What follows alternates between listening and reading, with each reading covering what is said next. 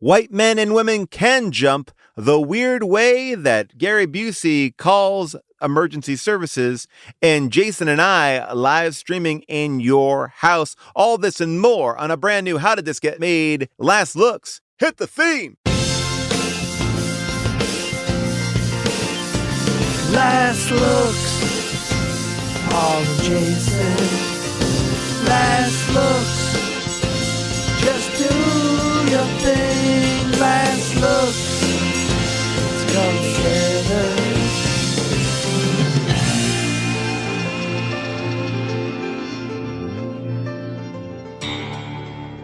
Hello, all my Lucy Buseys. It's me, Paul Scheer, your host and skydiving instructor, and welcome to How Did This Get Made? Last Looks.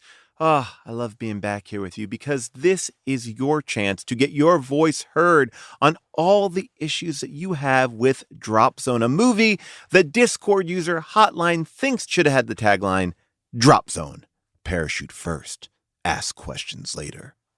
Thank you, Hotline, for that alt tagline. Now, a big shout out to the Midwest Shakes for today's opening theme song. I loved it. You guys rule.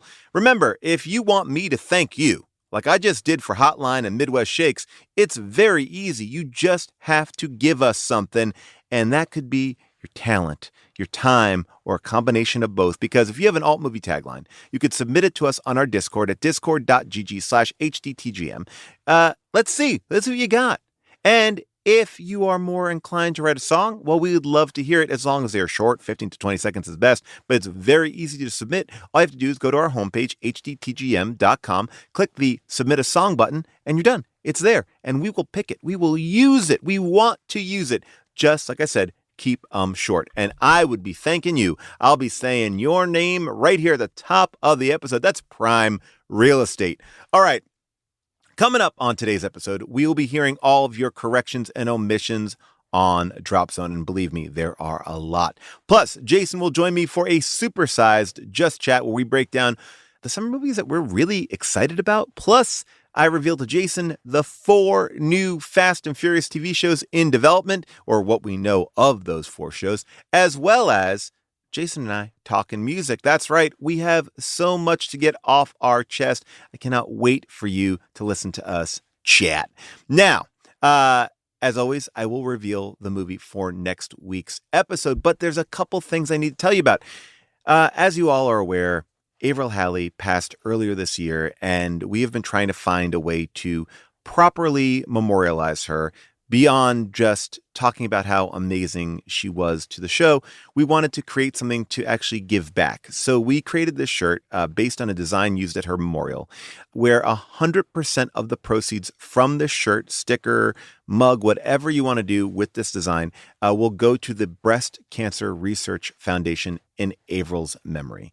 All you have to do to purchase this is go to our merch link on hdtgm.com. And like I said, the design is absolutely beautiful, and you can put it on anything at all.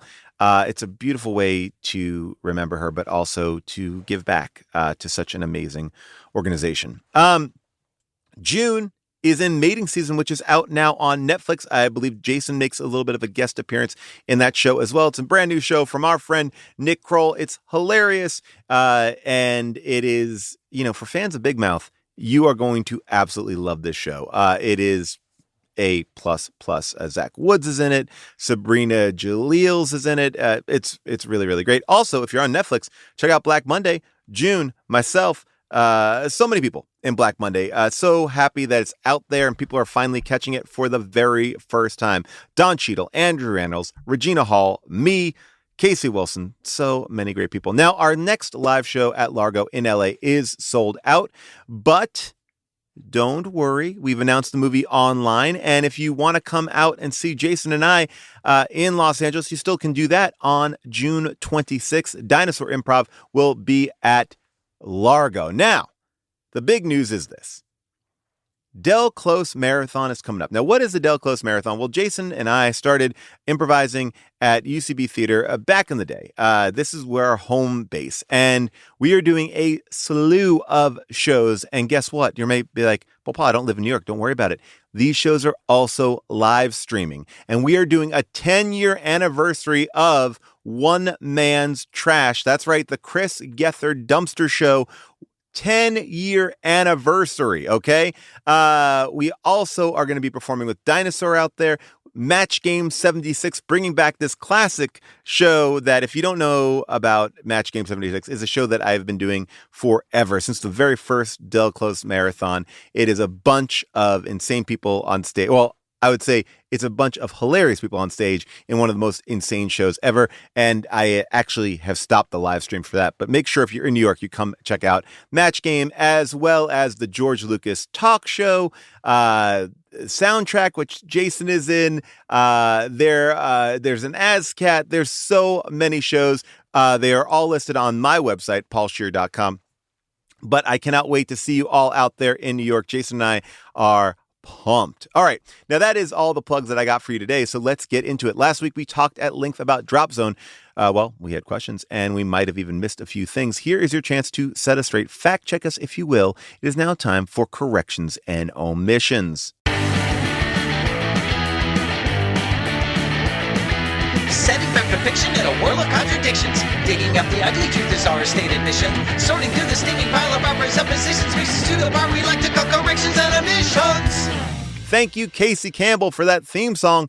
Let's start with some phone calls. First up, Sylvia from home of the Drop Zone. That's right. She's calling from Washington, D.C. Hi, Paul and Jason. This is Sylvia calling with an omission from Drop Zone. So I'm not going to talk about the ridiculous idea of skydiving in DC, or that the drop zone that they identify of Potomac Park is actually in Virginia. Instead, I want to focus on the dead bodies. The reason that the authorities think that the hijackers didn't make it off the plane is because they found extra unidentified bodies. Where did those bodies come from? Who are they? Did the hijackers kill random people? Did they rob a morgue? When did they have the opportunity to place dead bodies in the plane, which would then be seen as the bodies of the hijackers? There's just no explanation or discussion given to this. And it seems like a large hole. All right. Love you guys. Thanks. Bye. Well, Sylvia, good question. Here's my question back to you. Okay, so they found extra bodies. Well, I guess they may have just found the right amount of bodies, but that also wouldn't account for the fact that they didn't find the body of the prisoner. They only found his thumb. And then I would go one step further and say that the amount of time that it would take to actually find and identify all the bodies would be so long. That wouldn't be just like something that you do very quickly off a manifest, like an hour afterwards. Because it seemed like people were getting sucked out of the plane. Yes, there are issues here. I think that they just believe that look, you're right. But I believe what they're saying is the hijackers' plan was interrupted. They weren't thinking about the skydiving element. They were like, oh, they're going to hijack a plane and land it. Little did they know they were going to hijack a plane and then skydive out of it. I mean, clearly, these people have never heard of D.B. Cooper. So I think that is the rub. But to your point, I don't know if they put extra bodies in, but because they've lost a lot of bodies too. And how would they know which one they lost? Because they were just passengers. It makes no sense. Sylvia, thank you for bringing this up. And I love that Potomac Park is in Virginia. Next caller, Greg from Montana. Hey, Paul. As a firefighter and paramedic, I thought I'd address a couple things that came up in the episode of Drop Zone. You guys were right. Totally not acceptable that EMS wasn't the first on scene when that guy's chute failed. I mean, that's exactly what's going to happen in the real world. EMS is going to be the first ones on scene. They're probably going to be the first ones to draw them out of the water. None of that was realistic. Second of all, hey, I hate to tell you this, but you're not riding in the back of my ambulance. Unless your kid is being transported and your presence will help, that's about the only reason you're going to be in the back of my ambulance with me. I don't care if they're family. I don't care if they're your best friend or whatever. I got stuff to do and you're in my way. You need to get out. That's a movie trope that needs to go away. And lastly, I'll say that I buy the bell ceremony that they have for their fallen comrade. You know, people who do dangerous work, there's a kinship. and you honor the people who pass doing that dangerous work, even if you don't know them. Sometimes, even if you don't like them, you honor their passing. So, that kind of a ceremony, yeah, I buy that. That totally makes sense. So I don't know. Hope it helps. Great episode. Love you guys. Greg, you sound like a straight fucking shooter, and I appreciate this call. And I'm not saying, number one, just wanted to make sure that I'm not saying that people should ride in the back of an ambulance. I definitely am not. Do your job. But the anger at which that man was yelling at these people who were clearly grieving. I mean, look, I'll go one step further, Greg, and I'll say he shouldn't have let him that far into the ambulance. I don't think you would have done that. I had no problem with them being kicked out, but the level of anger seemed to be too large. And then I don't know if we made fun of the bell ringing. It just felt like, look, that's very much a traditional thing. I just felt like it wasn't really a ceremony. It just kind of felt like, I don't know if people were there mourning. It kind of felt like, oh shit, right, ring the bell. Like, I get that in different scenarios. It just felt like that was in the middle of a night out. But thank you, Greg. I appreciate all that you do. And thank you for your service. All right, next up, Jake from Peoria, Illinois. Hi, this is Jake. This question is about the character of Sally, the young guy that's part of the group. Why do you think they didn't just have him die? When he had that awful accident, I assumed that he was going to die and they would all feel like the stakes were getting higher. I was really surprised I don't really understand why they had him live unless it was supposedly for like a sequel or something. Anyway, that's my question. And then with regards to extreme movies you should cover on the show, Vertical Limit, Chris O'Donnell, Scott Glenn, rock climbing movie from 2000 it's a classic. Yeah. I mean, why are we doing that? It's not a kid's movie. We don't need it to like come back in a sequel. I think that whenever you kill a main character, it's hard to kind of like laugh at the end. Like that final moment in the movie is like, haha, yeah. So I feel like they couldn't really do it. And it's a cheat. Absolutely. All the good guys have to win, and I think that when you go to like a movie like Speed and Jeff Daniels eats it in the beginning, you can have that, which is like, oh, we barely knew him. But you can't like live a whole movie and then kill somebody. And this time in action movies, maybe Predator is the example that kind of transcends it, but that's even earlier. I think you're right. It's a cheat. He should have died. It would have been better. And I love this recommendation of Vertical Limit. We're getting a lot of great recommendations. Scott is going through them right now. And let's go to Matt from Richmond, Virginia. Hey, Jason, Paul, and June. This is Matt. I just finished listening to the Drop Zone episode, and I wanted to bring something to everyone's attention as a correction. The reason why Wesley Snipes doesn't have his car midway through is because he sold it, because Yancey Butler's character says she needs like $15,000 in her own plane. And so that's why he holds up that wad of cash when she's like, what happened to your car? But anyway, great show, great work. Keep it up, and thanks. Okay, it makes sense. This movie works.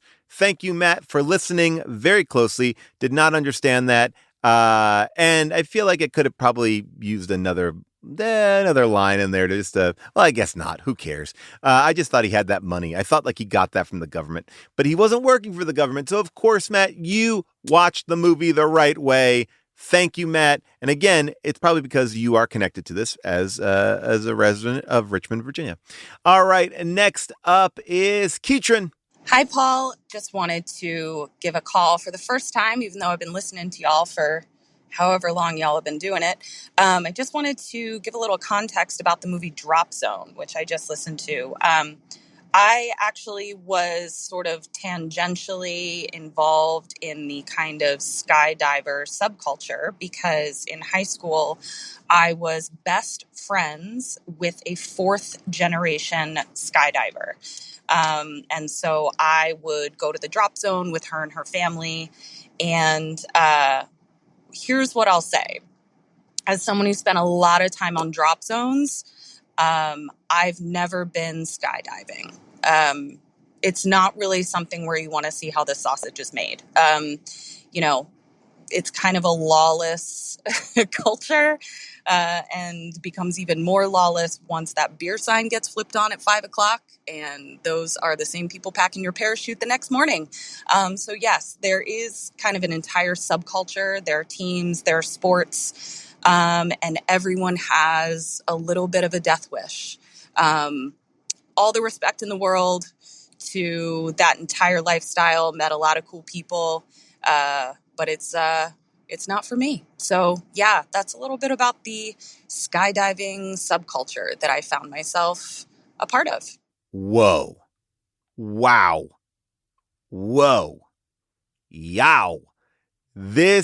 You blew my mind. I have nothing to say but wow.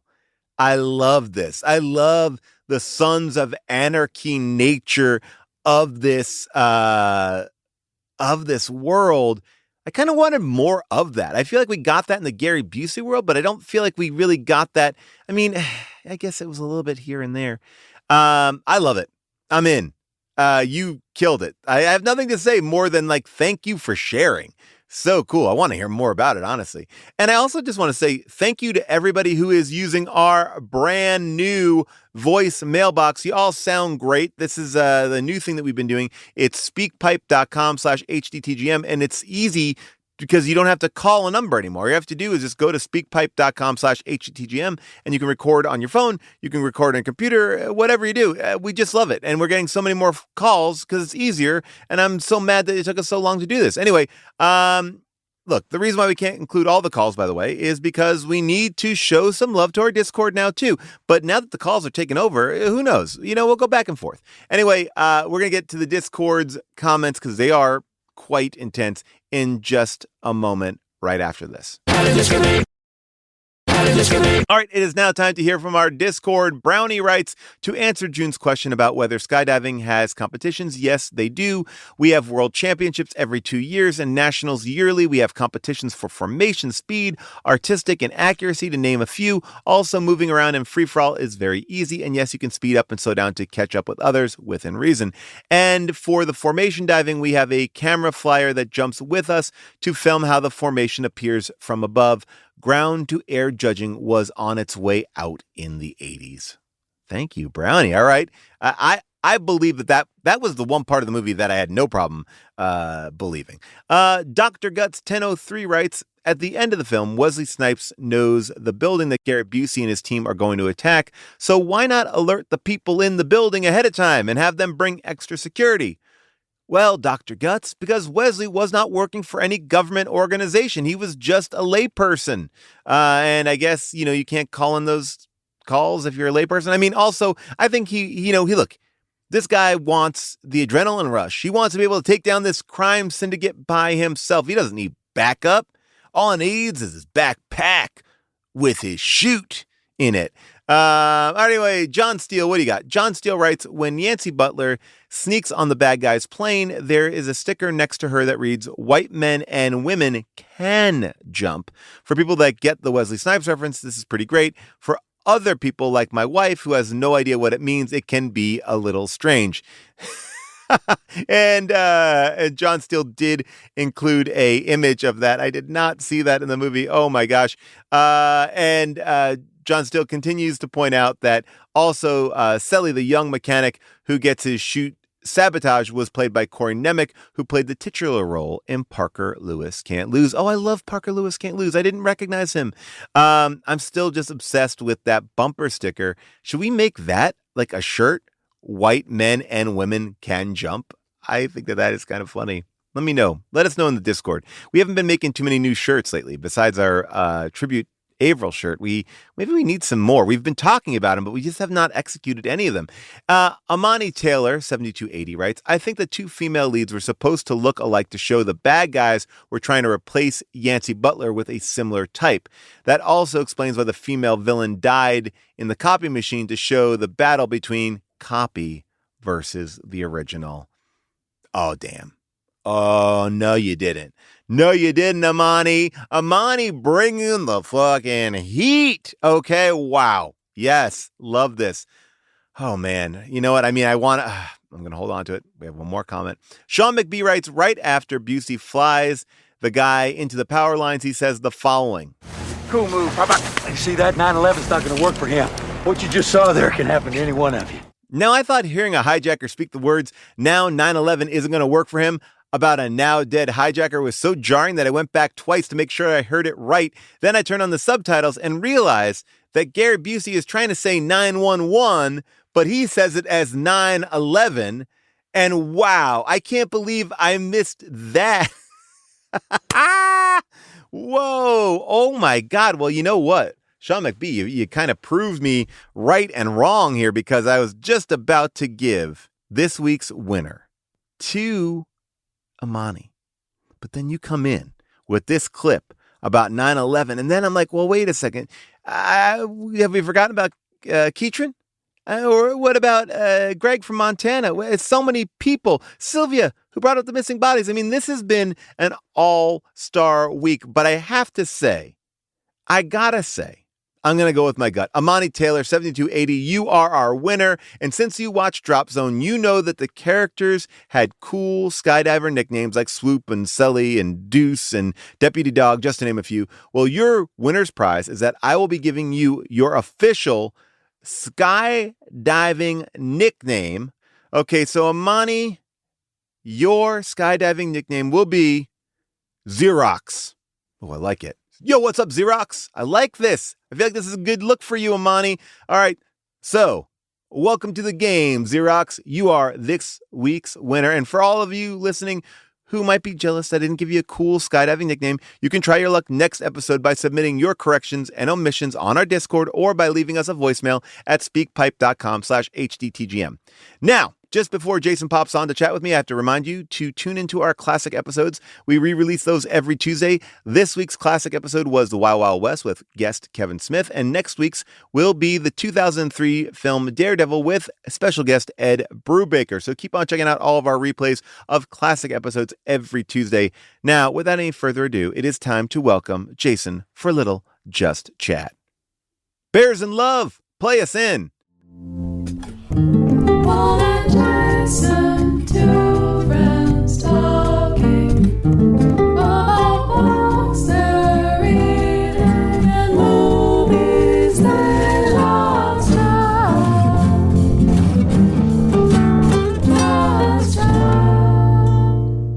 Jason, we are gearing up for summer. Summer plans are on the horizon. Summer movies are coming out. Very excited about that. What are you most excited for summer movie? Like summer movie blockbuster. What do we got this year? Okay. We've got a couple of big ones. I got to tell you the one that I'm most intrigued by. And I don't even know if you know, because yes, The Odyssey, 100%. Sure. Spider-Man Brand New Day, absolutely. You know, Grogu, I'm ready. Avengers Doomsday. Oh, is that Christmas, I think. Oh, is that Christmas? Yeah, okay, Christmas. Forget it. Here's the one that I'm excited about. Have you heard about the Sex Purge movie? No. So the idea is that you can't have sex out of marriage in this society. I have heard about this. Okay, one night it's like a year, rom-com. A rom-com. Yes. And I was like, there was something about it where I was like, oh, I just love this idea as a rom-com, because it kind of feels a little bit like Before Sunrise or Before Sunset. It's going to be like, there's no horror element to it, but it's a world in which you can only have one night stands and on this one night. And but I think, is it only for single people, or is that it, or something? I think you can't have sex out of wedlock except for one night. Or that's maybe it. That's what I think it is. Yeah. Great setup. That seemed really good to me. I don't know why. I was like, I'm interested in that because it's a cool setup. I remember liking who was in it. Is it Callum Turner and Monica Barbaro? Yes, great. Okay. Two young actors who I'm super into. I don't know if they're Geek Squad or not, but I mean, yeah, we'll see. Stoked. We'll see. This may make them. It's called One Night Only. I'm very like, the trailer is pretty cool, and it's also being, I don't call it buried, but it's being placed in the August slot, because the August slot to me is where you get to do the cooler movies, like the more interesting ones. It's like, okay, we've been through all the blockbusters. What do we got here? I'm excited for that. I'm excited for the new Boots Riley movie. I love Boosters. Cannot wait. I'm such a Boots Riley fan. I think he's absolutely fantastic. So that's one that I'm like so excited about.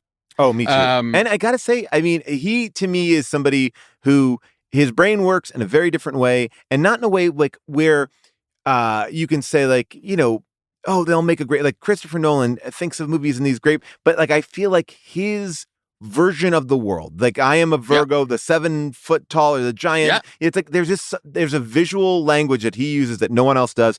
I don't know if you saw a couple weeks ago, but they gave out free gas for I Love Boosters. No. They're like Pico and Western here, like it was part of the promotion, and it turned out to be a nightmare. You should not be giving out free gas at a time when gas is this expensive. Oh, God. The cast is out there pumping gas did not work out well. Do can't you do that. think we will be doing Masters of the Universe? Well, this is a question a lot of people... Having covered the Dolph Lundgren one. Yes. I've watched the trailer for this new one. I was not... it made me nervous. And well, it's I don't a little know, Barbie, right? It's a little like... It's a little Barbie, yes. Right? Were you a Masters of the Universe, like, as a kid... cartoon fan? 100%. Okay. Were you not? Or I was not. I was just a little older, so it didn't hit me right, you know? I will say this. People have reached out to me to say, I can't wait till you do this. Yeah. Some people have also reached out to me and said, I've seen it.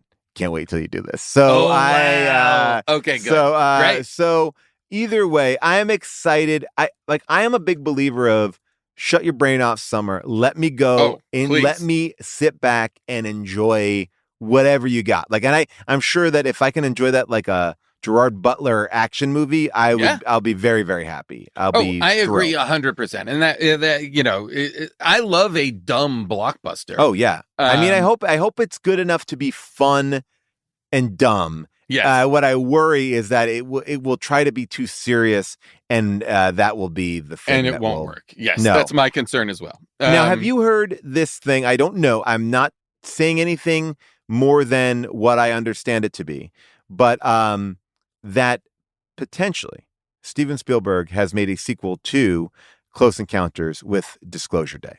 That's what I've heard as well, but I don't know how much that is true, or is this a actual sequel, or is this a spiritual sequel?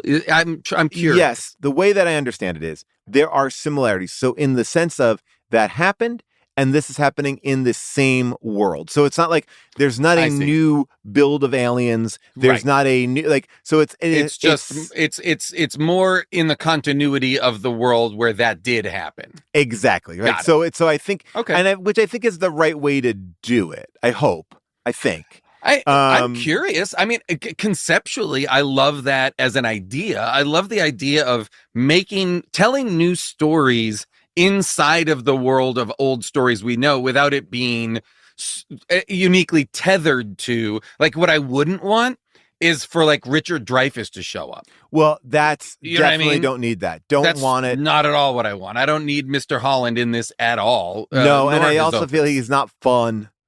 He's not fun anymore. I don't need Dreyfuss is not fun anymore. No, we don't need to see. We don't need it. The other one that I'm actually, I'll give you one that I saw and one that I'm excited for. One that I saw early on, and I know it's only gotten better and better, but when I saw it, it was great, is the new David Wayne movie, which is the celebrity sex tape movie, or Sex Pass. It's a hall pass. Yeah, the hall pass movie. Yeah, is it good? It's called I saw the very first friends and family screening. It was in David's living room for, I would say, 10 people max. Oh, wow. And it worked brilliantly. Oh, cool. And I believe they even did some reshoots after it, but like taking it at just face value, watching it, it is great. Very much in the vein of Wet Hot. That makes me happy. It's really, really good. And the other one that I'm excited about, or I'm interested in, because I think you and I, we talk about this a lot, but the Supergirl. Oh, yeah. Tom King Supergirl? Yes. That's what I'm excited about. The Tom King's Supergirl makes me pumped, and everything that I've seen so far, I'm like, this looks great.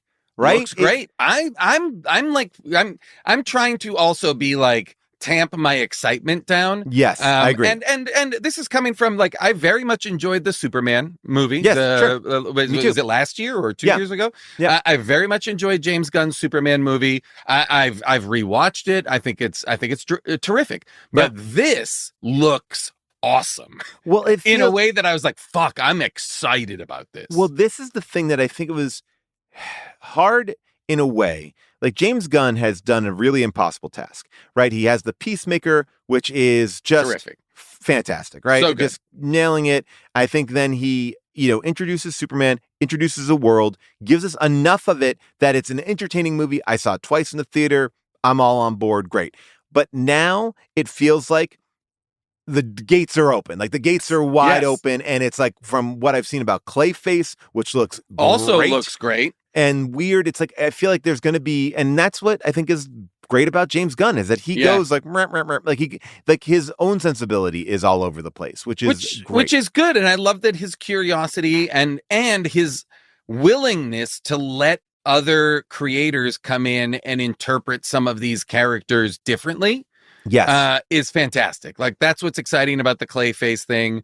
I'm still in the bag for Matt Reeves's Batman, even though I know that's Oh. not going to be the Batman of James Gunn's DCU. But I'm excited for that. Let me tell you something, Jason. But, Again, I can't. Paul, yeah, will you please tell me? I gotta tell you, I know a little bit about what's going on that. Oh, okay, cool. And all I'm going to say is, like, jaw agape in just what they're talking about doing. I was like, wait, Yeah. what? It was nothing that was specific to the thing, but just an overall tonal idea for how they're continuing that makes me so excited. And, Yeah. I also, and I think that is the promise of the premise that the Joker was supposed to be, which is like, Yes. oh, we can also live in this world where it's like one-off, it's like one shots. It's like, Yes. we can do this thing and it's not like, connected here, but it also feels like, oh, but as a fan, I'm going to want both of these things.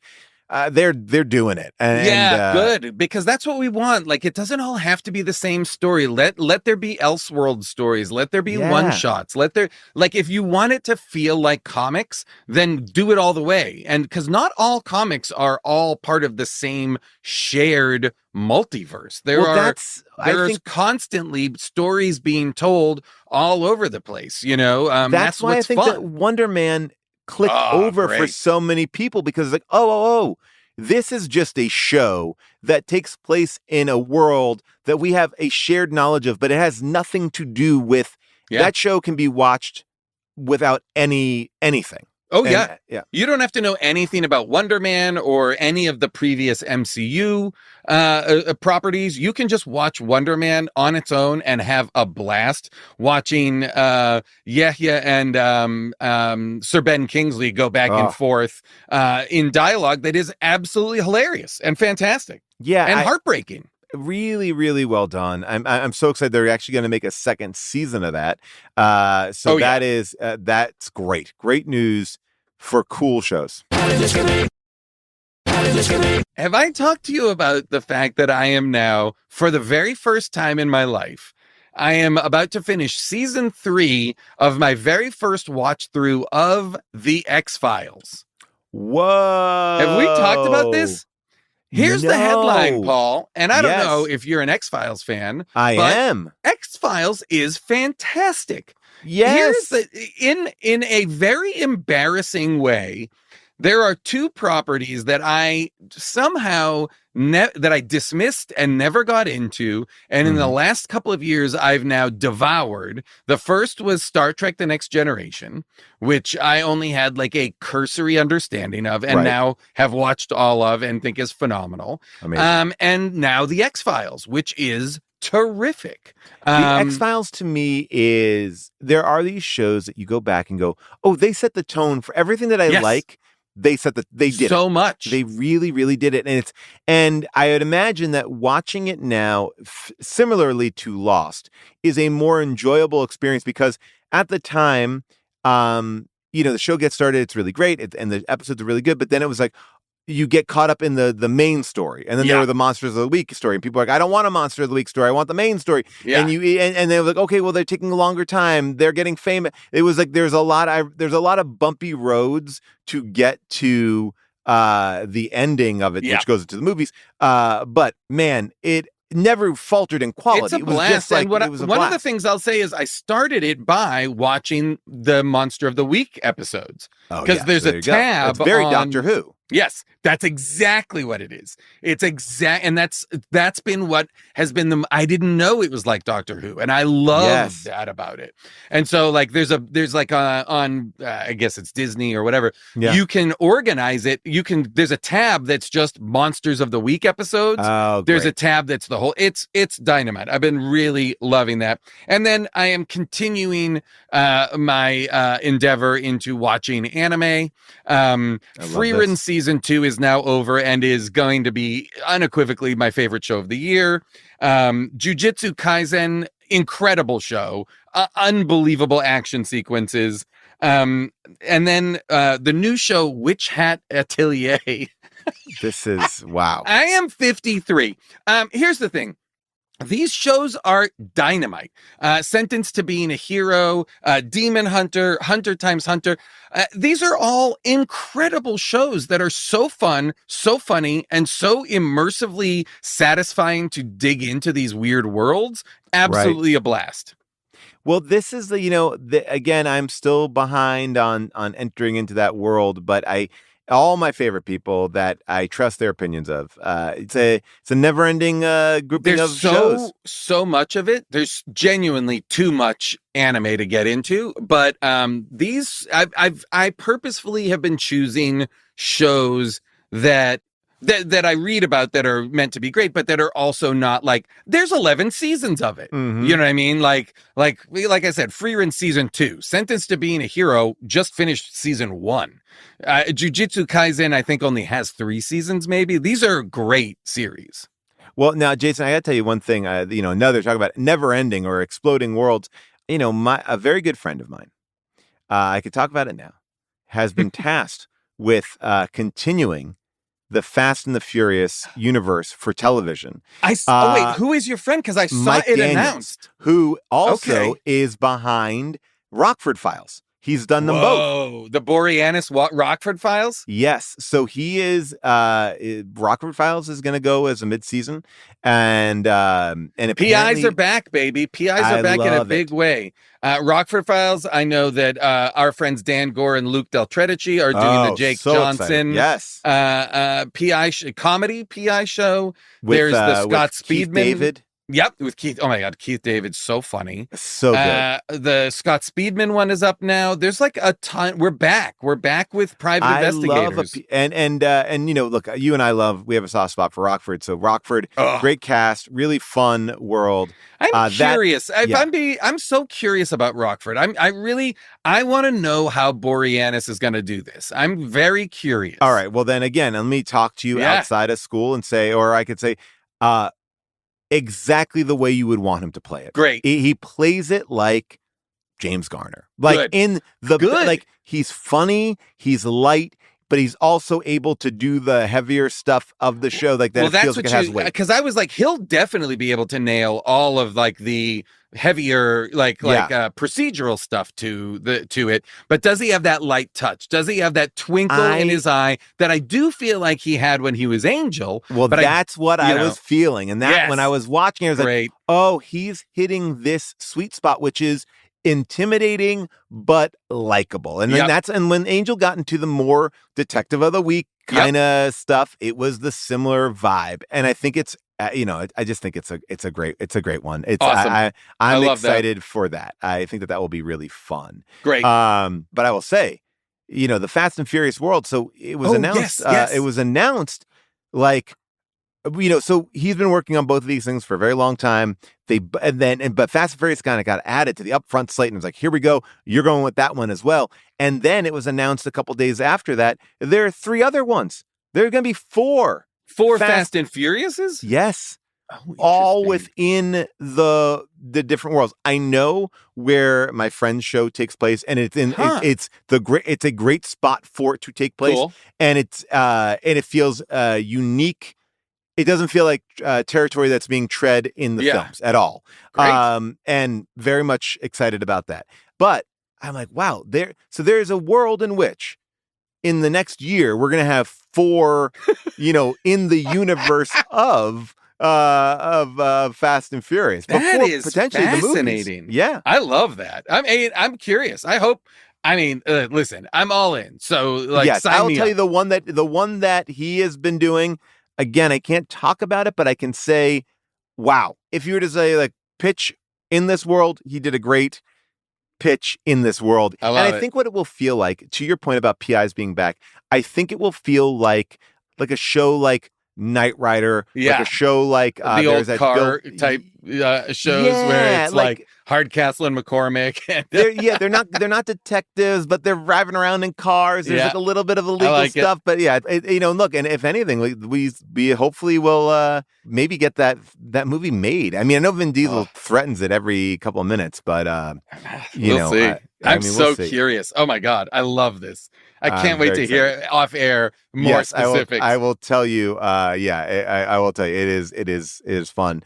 There's two really great new music-based podcasts that I'm going to shout out. One of them just started, so there's only a couple of episodes in.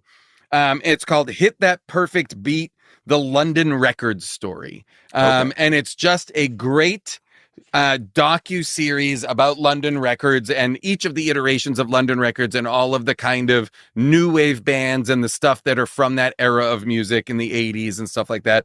Really great. But London Records predates that. So it's a lot of history, but it's also just great interviews with musicians that are, for me, I love, I'm just looking at the history of London Records, Yes. and it's like, wow, it is really really, really interesting. It's like there's a lot of it exists as like a part of Decca Records for a Right. while, and they sign the Stones and they don't sign the Beatles, and it's all this interesting stuff, and then it kind of dies, and then it kind of comes back later as this other entity that has all this like a lot of super popular new wave and post wave bands and stuff. That's so cool. I love it. Really great. That and Jad Abumrad, who was the host of Radio Lab for many years, put out a podcast last year that I never shouted out, but have been meaning to, which is all about Nigerian musician Fela Kuti, which is incredible. I mean, like Fela is absolutely one of the most influential musicians of the 20th century. And it is a deep, deep, deep dive into Fela, both musically, politically, in every way. He is so significant and so impactful as a person in Africa, in the world, in music, in politics. And just as a character, he's super interesting. And Jad does an incredible job deep diving into Fela Kuti. So I love this. It's called Fela Kuti, Fear No Man. It's a limited series, so you can check it out. It's absolutely dynamite. I always have a hard time, I've been trying very hard to listen to different music, find some stuff, because I felt myself getting in my own rut of things. And I got to tell you, I fell in love with this guy, McKinley Dixon, who is just a great hip hop artist. Oh, great! And I felt, I just was very excited because I was like, oh. And he's like on that level of he is popular, but I don't know if he is hit full mainstream yet. And he's on tour, but I would say if you like hip hop, check out this guy. He's just great sound, a really, really great sound. And there's a couple of records that I'll shout out just because I feel like they've been really a part of my spring so far. One of them is called Vila, or Via, maybe. It's Fabiano do Nascimento. It's a Brazilian record that is so beautiful. Vila is what it is. Okay. And I've been playing it constantly on repeat this spring. And in fact, there's a song called Spring Theme that is very on brand for the season. Absolutely terrific. There has been, for the first time in I think 13 years, maybe, or longer, new music from the band Boards of Canada, who are one of my favorite electronic, hypnotic, weird, unknowable kind of bands. It's just two brothers who make incredible music and have for years, but they have these long fallow periods where they don't release anything. And suddenly, a couple of weeks ago, weird stuff started popping up online, and people were like, wait a minute, is there new Boards of Canada? And it turns out, yes, a new album called Inferno is coming, or by now that you're listening to this, it very well may be out. That's been very exciting to me. New Greg Mendez, new Beth Orton, an artist who again hasn't made a record in quite some time, and who I just absolutely adore, and her new music is fantastic. I love that. I've shouted out this guy before. Again, it's like so much of what I'm enjoying right now is stuff that is relaxing, and I've been on the road, and so much of like what I want is something that's going to calm me down a little bit. And I always find Alabaster de Plume music incredibly beautiful and calming. And he's got a new record that's just come out that's absolutely fantastic. Really, really beautiful saxophone music. Not jazz necessarily, but not jazz, if that makes sense. I also have been listening to this band called Mama. Which is just kind of like more like an indie rock, kind of like I like that kind of female fronted like indie rock sound, and this band has been really fun. I'm newer on my journey into them, but I found them again through just a little bit hit and miss on Spotify, and Mama has been a big hit for me. Ooh, I love that. All right, great. So there we go. Good. Ooh, a music corner. I'm trying. I'm trying to keep. There's I was been like, some I good gotta stuff. try. This singer-songwriter Alice Costello has put out great new music. This band, the Montvales, I'm really enjoying. There's a bunch of good new stuff that's been really exciting and really fun to put together for a spring list of being like, hey, it's spring. Let's get out there. Let's fucking. I like getting. It's bopping. All right. Well, Jason, so much here. Oh, can I plug something that that's a me plug? And wait, did I already plug this? Forgive me. Scott will tell me if I did. I was a guest on the Hank Green show on YouTube. Ask Hank Anything. And it was I just fantastic. saw a clip of this where we about asking if you should wipe your butt. Is that it? Asking if you should wipe your pet's butt.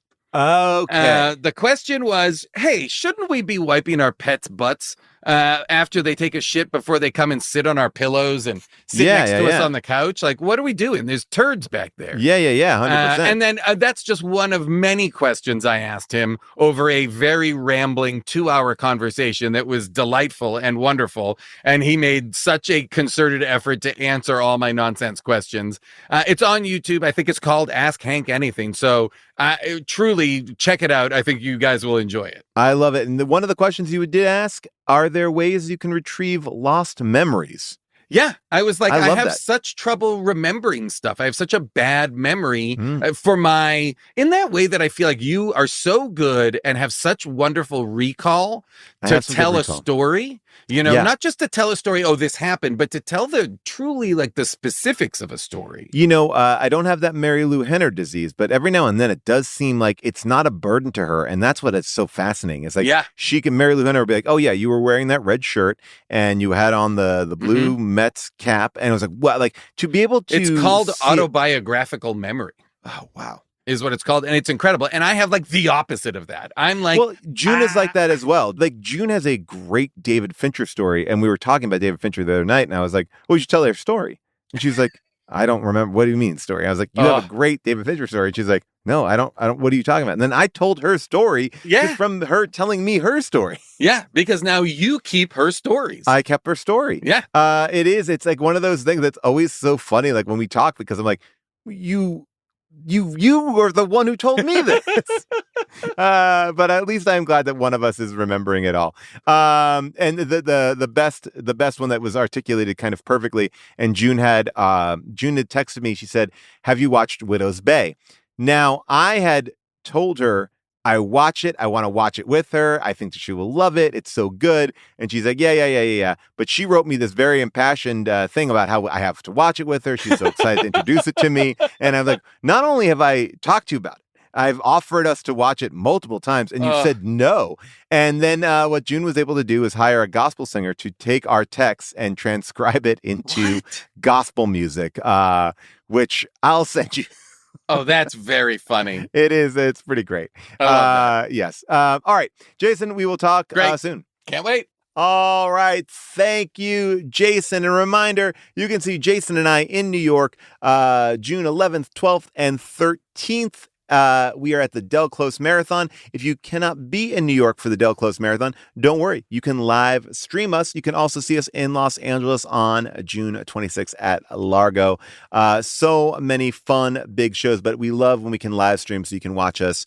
I think it's going to be a blast at DCM. All right. So without any further ado, it is time to announce next week's movie. Next week, I'll be going from Screams in Flight to Screams of Fright. That's right. We'll be watching the 1978 supernatural horror movie The Manitou, starring Tony Curtis, Susan Strasberg, Michael Ansara, and Burgess Meredith. Here's IMDb's breakdown of the plot.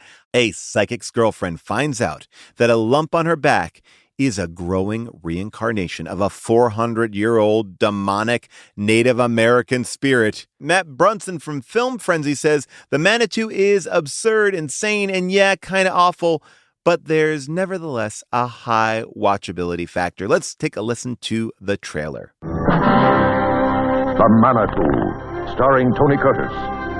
John! Michael Ansara. What does a white man want with Indian magic? Susan Strasberg.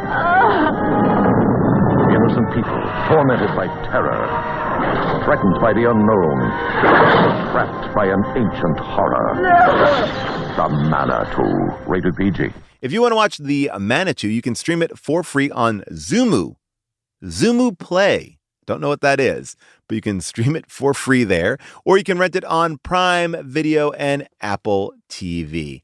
All right, everybody, that is it for Last Looks. If you listen to us on Apple Podcasts or Spotify, please rate and review us. It actually really helps. Make sure you're following us if you are on the Apple platform, okay? That's how we judge our numbers. We love our social media, and we've been expanding it, so make sure you're following us on social media. Check out our merchandise. Remember, my book is available to you, either pre-signed or with your name. You can find that at my website or at podswag.com. And a big thank you to our producers, Scott Sonny, Molly Reynolds, our engineer, Casey Holford, and our social media manager, Zoe Applebaum, as well as the one person that we will forever be grateful for, the one and only Avril Halley. We'll see you next week for Manitou.